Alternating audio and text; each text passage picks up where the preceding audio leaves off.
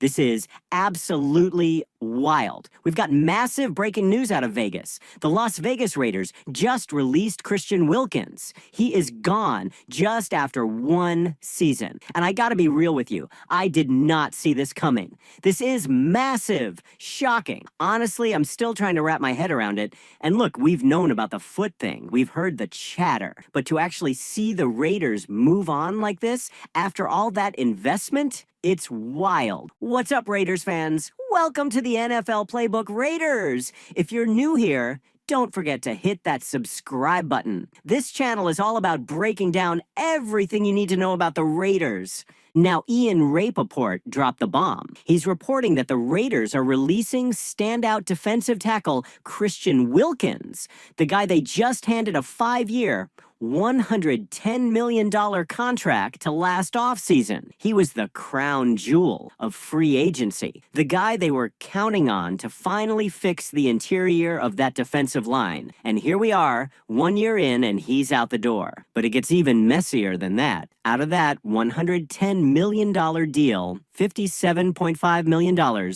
was fully guaranteed, not partially guaranteed, fully. That's generational wealth, and now that contract is imploding. So here's the deal. Wilkins has been dealing with a significant foot injury, something that's lingered all year.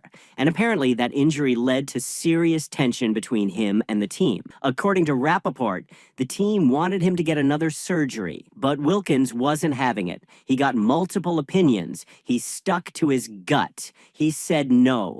And now he's out, just like that. This whole thing is headed toward a nasty battle over guaranteed money. You can feel it coming. And I'm just being honest here. I'm shocked as hell. I don't even know what to say. The Raiders went all in to fix this position. They've needed help at DT for years. I'm talking years. Every offseason, that was the missing piece. They'd try to patch it up with Band-Aids, rotational guys, 1-year contracts, late-round picks, but never that anchor. And then finally, they get Wilkins. And in the 5 or 6 games he played last year before getting hurt, he looked damn good. He looked like everything they were hoping for. Strong at the point of attack, disruptive in the backfield, just as a true difference maker. But then, the foot. And once that injury hit, it just never got right again. Throughout the offseason, we kept hearing whispers. He might need another surgery. He's not healing right. He's still in the boot. It wasn't just speculation, like these were real updates from plugged-in reporters. So now we know the team wanted surgery. Wilkins refused. And that disagreement just kept dragging on. They never got on the same page. And now he's out. What happens next? Well, Christian Wilkins won't be on this roster. The Raiders are moving forward without him. And we're not done. Adam Schefter weighed in too. And this is where it gets ugly. He said the Raiders haven't even paid out the full guaranteed money yet. Some of it was structured in installments. And now the team's saying, we're not paying that last $35 million. Why? Because of the injury, because Wilkins didn't follow their recommended treatment because he didn't have a surgery. From the Raiders' perspective, they're going to argue that he violated the terms of the deal, that he didn't act in the team's best interest, and now they're going to file a grievance to try and void that money. We're talking about a potential $35 million legal fight brewing here. From a cap standpoint, the hit is brutal. $47.7 million in dead cap. That's a nightmare. That's a franchise slowing number, but if they win the grievance, they might be able to claw back most of that.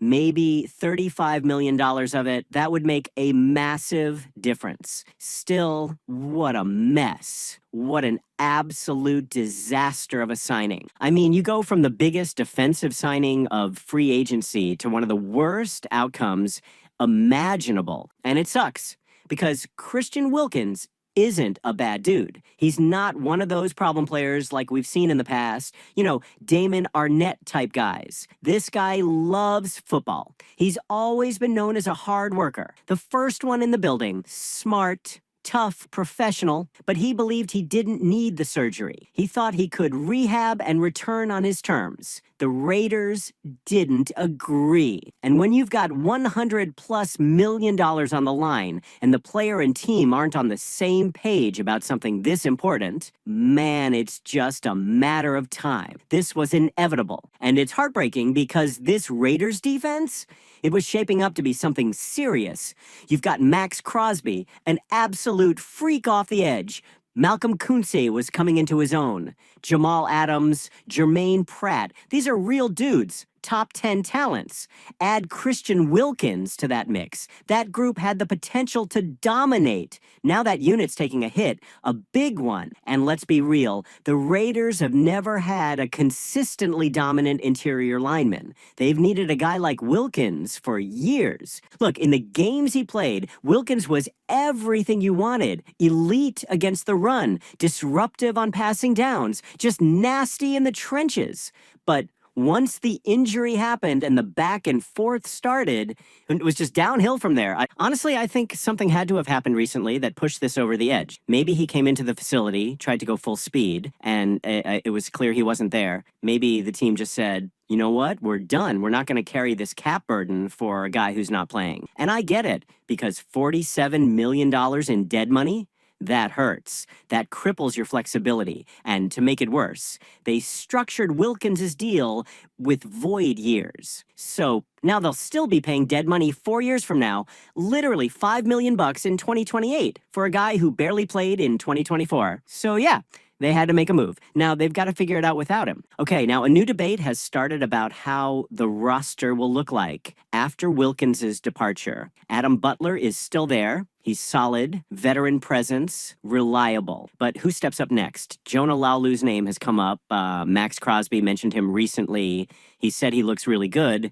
Leaky Fotu is another guy getting first-team reps. But if we're being honest, none of these guys have shown that upside yet, not as pass rushers, not as Wilkins-level disruptors. I have only one name to watch, and that is Tyrie Wilson. He had a sack in practice today. There's talk that he might be sliding inside more this season, maybe playing more DEI. And if that's the case, I'd lean into it. If I'm Rob Leonard or Patrick Graham, I'm looking hard at Tyrie Wilson as a full-time 3-tech, because that position is very critical. The fastest way to wreck a play is up the middle. You look at guys like Aaron Donald, Chris Jones, you get a true 3-tech disruptor, and it changes everything. So maybe that's the move now. Let Tyrie be that guy. Butler rotates in. Use Laulu or Fatu at 1-tech, but Tyrie's got to step up. Still, it's a blow. There's no sugarcoating on it. Not having Wilkins will hurt this team, period. But if he wasn't going to get the surgery, if he wasn't going to be healthy at camp,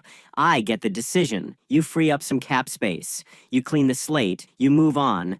And maybe now you go look at the market. There are guys out there, veterans in the final year of their deals. Some who want out. Maybe you pull off a trade. Maybe you sign someone who's still lingering in free agency. Let's see what the Raiders think about his replacement. Next week is very important. Now it's your turn. I want to know what you think. Was this the right move? Should the Raiders have waited? Do you blame Wilkins for refusing the surgery? Drop a comment. Let's talk about it.